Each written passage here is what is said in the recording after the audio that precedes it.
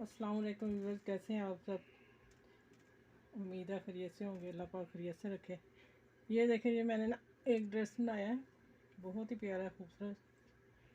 ये देखें इसके आस्तीन, पहले आस्तीन दिखाती हूँ आपको कैसे कट दिया है मैंने इसे।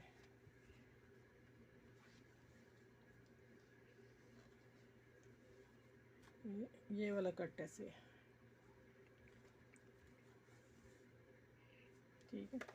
और ये इसका गला बनाया है, ये सितारों वाली बनी बनाई लेस आती है वो लगाई, ठीक है। और इसके साथ ये प्लाजो है,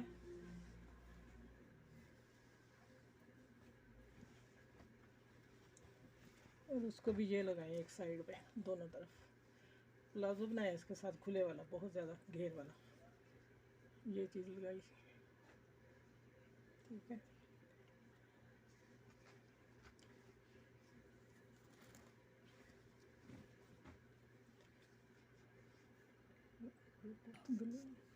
अच्छा ये देखें, ये वाले मैं आस्तीन कह रही हूँ। यहाँ हमने जब हाफ बाजू से नीचे आना है ना, जस्ट 3/4 होता है, वहाँ आके हमने इसे कट दे देना है। बाहर को सारा कपड़ा जितना भी हम खुला, इससे भी खुला रख सकते हैं, वो कट दिया मैंने, ठीक है। और अस्तर वाली शर्ट है, बहुत प्यारी बनी है। और ये प्लाजो इसके साथ,